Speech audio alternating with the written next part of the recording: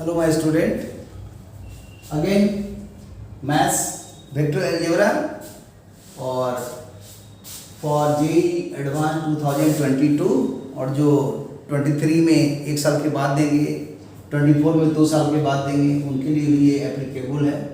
और questions already लिखा हुआ है, इसको अपने पहले सोचिए, 1 मिनट का टाइम देते हैं और इसके बाद कैसे सोचते हैं, क्या बनाते हैं वो देखते हैं, एक्सप्लेन करेंगे इसके बाद। ओके, ट्राई कीजिए।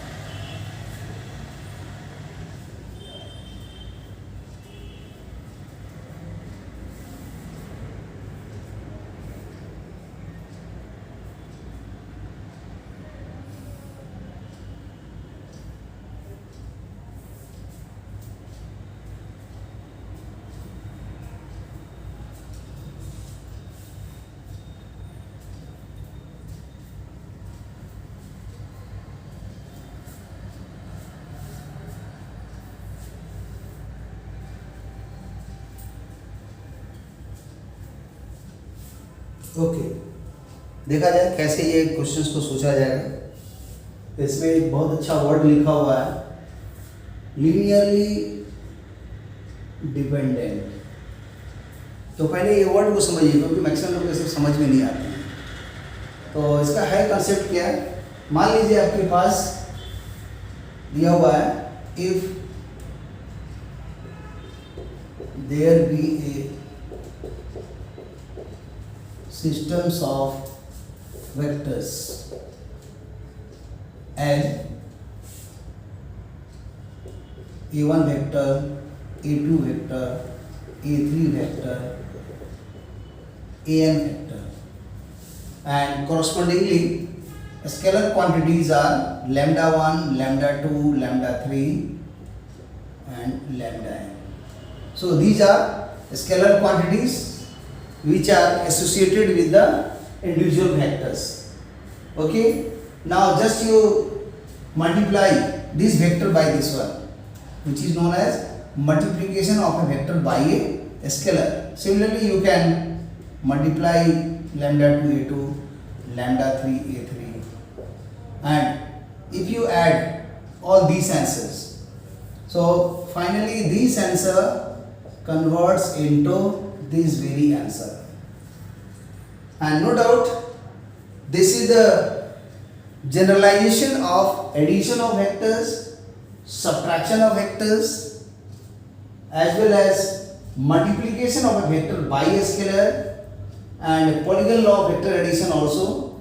And this answer suppose comes the vectors A, and these vectors can also be written as lambda 1, lambda 2, lambda 3, dash dash dash lambda n multiplied by any vectors, suppose vector A.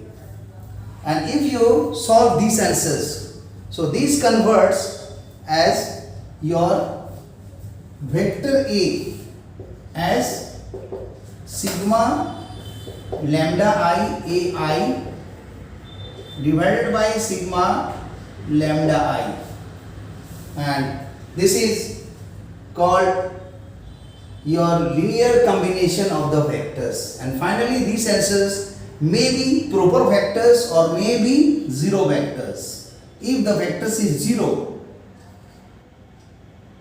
then it is called the null vector or zero vectors. But if it suppose it is not the null vector, then it is called proper vectors. So proper vector is that vectors which is not the unit which is not the null vectors or empty vectors or zero vectors. So there are two options. और इसी को मैंने उठा करके यहाँ ला दिया. अब इसी को चले जाइए फिजिक्स में, सेंटर ऑफ मास. लैम्डा को सोच लीजिए मासेस, और ये सब को सोच लीजिए 3 डायमेंशंस में या 2 डायमेंशन में पोजीशन वेक्टर्स. तो नेचुरली सेंटर ऑफ मास का भी कंसेप्ट यहाँ से दिखाई देगा. कैसे? तो इसको लिखिए m, सिग्मा एम आई, और ये आर आई सिग्मा एम, और ये सेंटर ऑफ मास का आरसीएम हो गया, सेंटर ऑफ मास का पोजीशन वेक्टर. उसको फिजिकली आप बहुत से मास को एक साथ एज ए होल मिला करके एक मास हो सकते हैं जो कंसंट्रेटेड मास होगा, टोटल मास का सम, और वही स्पेस में कोई पॉइंट है जो सेंटर ऑफ मास को रिप्रेजेंट कर रहा है. अगर यूनिफॉर्म डिस्ट्रीब्यूशन है तो समझ सकते हैं सेंटर ऑफ मास से सेंटर ऑफ ग्रेविटी भी जुड़ा हुआ है. तो बहुत अच्छे क्वेश्चन बनाना है. सेंटर ऑफ मास का कहीं नहीं मिलता है तो सेंटर ऑफ ग्रेविटी का बनाइए, वो भी आपका काम करेगा सेंटर ऑफ मास में. तो ये फिजिक्स से भी आ गया. अब इसमें आइए लीनियरली इंडिपेंडेंट. डिपेंडेंट का मतलब क्या है? लीनियरली तो समझा दिए. लीनियरली मतलब क्या हुआ? जो इतना बात लिखे ना, इसी को कहा जाता है लीनियरली. यहाँ से देखिए बॉक्स में बनाते रहे, देखिए पूरा. This answer is called linear combination of all the vectors. मान लीजिए अगर वेक्टर्स हमारे पास, जैसे कि यहाँ पर तो छोटा है, तो हम एक लीनियर अलजेब्रा से उठा करके, जो बीएससी ऑनर्स लेवल में होता है वेक्टर्स के लिए, या मैट्रिक्स में भी होता है, वहाँ से उठा करके कंसेप्ट लिख दिए. या ग्रुप थ्योरी में भी होता है, जो आप पढ़ेंगे एडवांस कंसेप्ट में, तब ये सब मिलेगा, जिसमें group, domain, ring, integral, field, वो सब पढ़िएगा तब. तो अभी लो लेवल में बात करें तो सीधा समझिए 3 वेक्टर एबीसी ले रहे हैं, और उस समय आप सोचेंगे तो ये कैसे सोच सकते हैं? तो देखिए कैसे इसको सोचना है. मान लीजिए कि 3 वेक्टर्स कौन कौन है, तो A1, A2, A3 है. तो इसमें सारा चीज मिटा दीजिए, एबॉलिश कर दीजिए, तब उस समय जो आंसर आएगा वो कहलाएगा, इसी तरह का आंसर होगा जो हम यहाँ लिख देते हैं. तो उस समय आ जाएगा कि if there be 3 vectors in the system as A1, A2, A3, lambda 1, lambda 2, lambda 3, then lambda 1 A1 plus lambda 2 A2 plus lambda 2 A3 is equal to A is equal to this, that may be 0 or not 0. तो अब वो step लिखेंगे तो बेहतर होगा. इसका थोड़ा screenshot ले लीजिए, तो इसको हम मिटा देंगे और उसके थोड़ा और आगे बढ़ाते हैं. लीजिए इसका स्क्रीनशॉट आप लोग.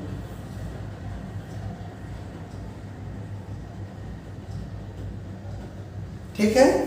तो अब इसके बाद देखिए क्या आएगा इसमें.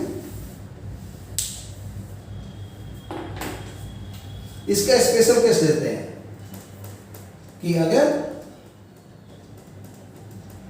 n वेक्टर्स नहीं दिया हुआ है, special case, if in a system, if in a system there be 3 vectors, कौन कौन? तो मान लीजिए vectors A, vector B and vector C.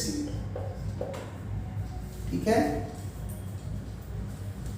Such that, ऐसा सोचिए उसका डिस्ट्रीब्यूशन, वेक्टर A है, वेक्टर B है, वेक्टर C है. इसका जो स्केलर क्वांटिटी है मान लिया लैम्डा है, इसका मान लिया म्यू है, इसका मान लिया ओमेगा है. ठीक है. लैम्डा 1, लैम्डा 2, लैम्डा 3 भी लिख सकते हैं. अब इसका लीनियर कॉम्बिनेशन करेंगे तो लिखते हैं it's linear combination. It's linear combination. मैं थोड़ा सा बढ़ा दे रहा हूँ. Linear combination, linear independent. Question बनाने में तो कुछ है ही नहीं.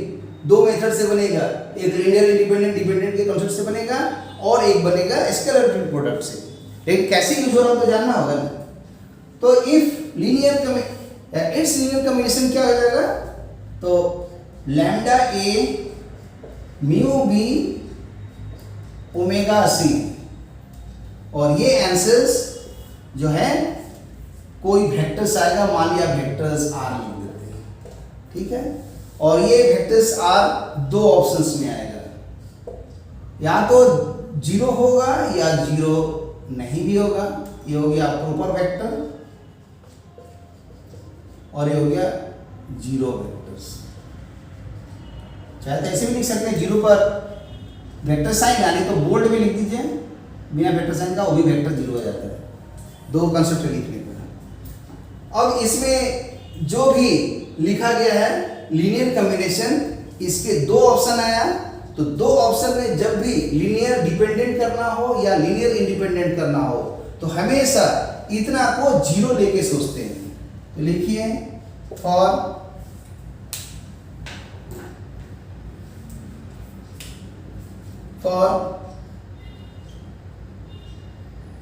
linearly independent or dependent, condition for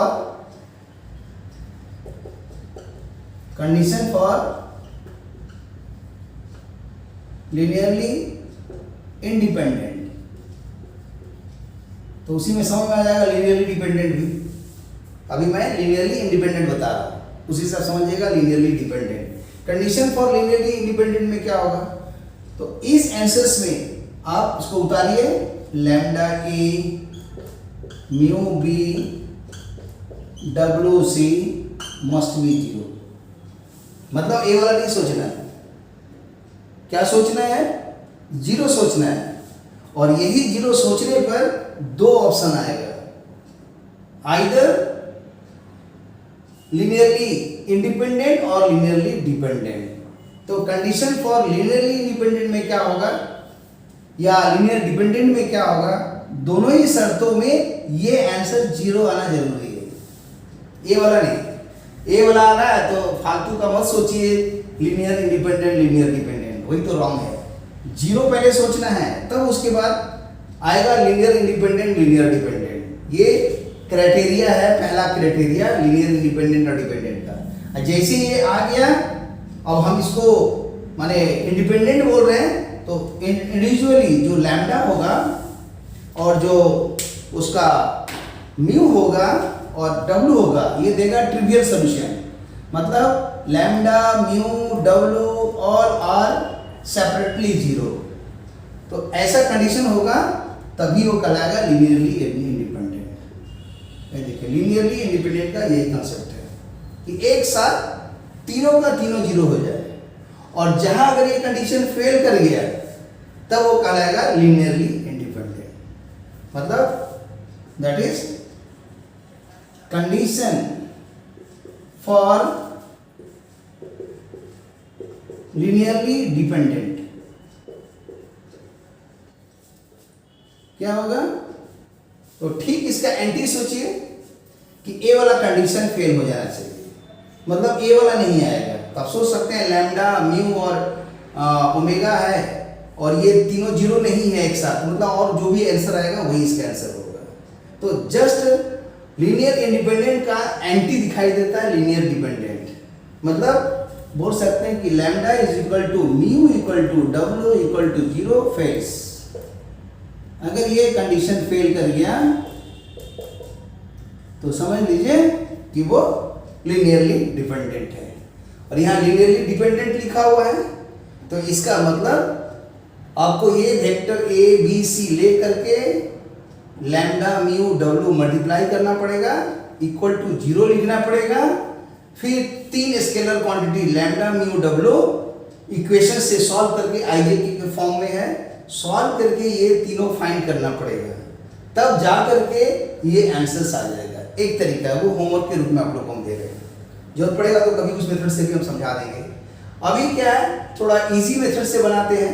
वो क्या है कि जब कभी भी लीनियरली डिपेंडेंट होगा, इसका मतलब इसमें से कोई भी दो वेक्टर लीजिए। मान लीजिए हम वेक्टर ए ले लिए और मान लीजिए एक वेक्टर बी ले लिए, ठीक है। वेक्टर ए और वेक्टर बी को फ्री वेक्टर जैसा कोइनिशियल वेक्टर जैसा बनाती है। अब जो वेक्टर सी है, अगर वो लीनियरली इंडिपेंडेंट होता तो ये दोनों वेक्टर्स तो मतलब क्या है, एक प्लेन में है और नॉन कोलिनियर है, और जो वेक्टर सी है वो हवा में स्पेस में होना चाहिए इस टाइप का, तब वो कहलाएगा कि लीनियरली इंडिपेंडेंट। क्यों?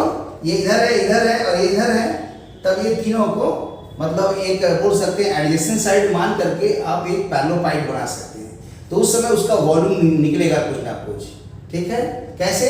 ये तीनों का scalar triple product should not be zero, और जो अभी आएगा वो शो करेगा आंसर प्लस में या माइनस में। अगर वॉल्यूम निकालना रहेगा तब मॉड करते हैं, लेकिन यहाँ पर लीनियर इंडिपेंडेंट तो है नहीं, लीनियर डिपेंडेंट है, इसलिए दो वेक्टर तो फ्री वेक्टर हमेशा ही प्लेन में होता है, लेकिन तीसरा वेक्टर ही डिसाइड करता है कि वो लीनियरली इंडिपेंडेंट है कि डिपेंडेंट है। तो जब इंडिपेंडेंट होगा तो हवा में रहेगा, लेकिन जैसे ही डिपेंडेंट होगा तो ये इस प्लेन में कहीं पर आके या तो फर्स्ट क्वाड्रेंट में या सेकंड क्वाड्रेंट में, और इसको अगर हम एक्सटेंड कर दें ऐसे तो या तो फर्स्ट क्वाड्रेंट में, थर्ड में, फोर्थ में, फिफ्थ में, ये ऑब्लिक क्वाड्रेंट है। ये आंसर ओमेगा जो है वो 90 हो भी सकता है, नहीं भी हो सकता है। तो अगर उस प्लेन में लाई कर रहा है, इसका माने ABC वेक्टर्स क्या हो गया? कोप्लेनर हो गया। तो यहाँ पर ABC का कोप्लेनर कंडीशन बैठा दीजिए, एक फंडा लगेगा, और दूसरा फंडा क्या लगेगा? मॉड C3 है, सॉल्व कर दीजिएगा, आंसर आ जाएगा।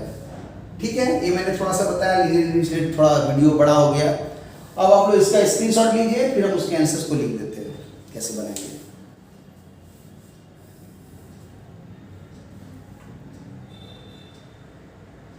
ओके, तो थोड़ा सा मैंने प्रयास किया शॉर्ट में लीनियरली इंडिपेंडेंट डिपेंडेंट बनाने का, बताने का। इसी तरह टू वेक्टर्स भी लेकर के सोचा जा सकता है कि ए और बी अगर दो वेक्टर्स है, वो नॉन कोलिनियर वेक्टर्स है, प्लेन में है, तो उसका भी लॉजिक होगा, किसी और क्लास में उसको बता देंगे, क्योंकि बहुत बड़ा हो जाएगा ना। कॉन्सेप्ट ऐसा चीज है कि सब बच्चा का समझ के बाहर है। वही हम लोग समझते हैं कि स्टूडेंट को इतना अच्छा से भी बताने के बाद क्यों नहीं समझ में आता है। तो भाई स्टूडेंट को हमेशा कैसे पढ़ाना चाहिए, याद कीजिए ग्रेविटेशन में पहले क्या होता था, सब कोई कहता था मतलब कि गैलीलियो के पहले कि माने हेलियोसेंट्रिक, जियोसेंट्रिक, माने सेंटर में अर्थ है और उसके चारों तरफ सब चीज मूव करता है सोलर सिस्टम में। लेकिन जब वो माने कंसेप्ट को चेंज किया गया तो हेलियोसेंट्रिक, माने सन जो है सेंटर में हो गया, और तब उसके बाद निकाला गया। सही था, लेकिन उसके लिए सबको डराया धमकाया जाता था, उसको होता तुम फालतू बात नहीं बोलोगे, ये वो करके, वो इतिहास में पढ़ोगे तो समझ में आएगा। तो सच्चाई है कि वो मतलब यहाँ भी जियोसेंट्रिक का मतलब समझो, जितना टीचर को आ रहा है वो पढ़ाना, वो जियोसेंट्रिक कंसेप्ट हो गया, उससे कभी भी एडवांस पास नहीं करोगे। कैसे होता है हेलियोसेंट्रिक, मतलब फोकस कीजिए कि स्टूडेंट किस लेवल में है, कहीं ऐसा तो नहीं बच्चा माइनस इन्फिनिटी में है, तो उसको धीरे धीरे धीरे धीरे बढ़ाइए, तब उसको प्लस इन्फिनिटी में लाइए। तो यहाँ पर मतलब स्टूडेंट ओरिएंटेड पढ़ाना है, स्टूडेंट के लेवल को देखते हुए पढ़ाइए, बच्चा हमेशा इम्प्रूव कर जाएगा। लेकिन कॉन्सेप्ट चाहिए, बिना कॉन्सेप्ट का कुछ नहीं। इसलिए ए लेवल जो बोले हैं ना, DSP, डी माने डेप्थ पढ़िए, डेरिवेशन पढ़िए, और उसके बाद सिनॉप्सिस पढ़िए, ना पढ़िए, हमेशा याद रहेगा। और दूसरा जो है मतलब एप्लीकेशंस करिए या ना करिए, तो DSP में मेन काम होता है डी, लेकिन जो उसका काम करेगा वो 1000 रैंक के अंदर में, और जो सिनॉप्सिस से करेगा वो 1000 से 10,000, और जो प्रैक्टिस करेगा 10,000 से 15,000 के बीच तो आ जाएगा। तो चलिए इसको कैसे बनाएंगे, तो ABC scalar triple product linearly dependent जब भी रहेगा जीरो होगा, ये गुरु मंत्र याद रखिए। ठीक है, अब इसका वैल्यू पुट कर देंगे। ABC पता है, I J K है, तो I 1 हो गया, आगे लिख देंगे I हो गया 1, इसका कोएफिशिएंट 1, इसका कोएफिशिएंट 1। तो फर्स्ट रो में A का कोएफिशिएंट सब आ गया। अब B में आया, इसका लीनियर कमीशन में कौन कौन था, 4, 3, 4, और C में कौन है, A वाला है 1 alpha beta, this is equal to 0। अब इसको सॉल्व कर देंगे, तो expanding by first row, second row, third row, किसी से भी कर दीजिए। चलिए नॉर्मल बनाते हैं, फर्स्ट रो से ही बना देते हैं, कोई दिक्कत नहीं है। तो जैसे ही इसको लिखेंगे बेहतर होगा कि first row, second row, third row से बनाते हैं। तो first row, second row, third row, third row का माने प्लस माइनस प्लस, तो 1 लिखेंगे। जैसे ही 1 लिखेंगे इसको हटा देंगे, तो दिखा 1 1 3 4, प्लस के बाद माइनस इसको लिखेंगे, इसको हटाएंगे तो दिखा 1 1 4 4, फिर दिखा प्लस बीटा, तो अल्फा प्लस माइनस 1, तो डी में दिख रहा है, इसलिए डी इसका आंसर हो गया। तो okay, thank you for watching the video. थोड़ा वीडियो बड़ा हो गया इसलिए कि लीनियर इंडिपेंडेंट डिपेंडेंट थोड़ा सा मैंने कंसेप्ट पढ़ाने का कोशिश किया, लेकिन एक्चुअली इसको पढ़ना है तो बहुत डेप्थ में पढ़ा जाता है। एक बार डेप्थ में पढ़िए, अपने आप समझ में आ जाएगा डी क्या है, एस क्या है, पी क्या है। Deputy of superintendent of police, D माने डेप्थ में पढ़ना, पूरा ड्राइवेशन के साथ पढ़ना। जो ए पढ़ लिया अपने आप उसको सिनॉप्सिस याद हो जाएगा और अपने आप ये क्वेश्चन बनना चालू हो जाएगा। मेन ही यही है, माने ये बॉडी है, ये माइंड है और ये सोल है। Okay, thank you for watching the video.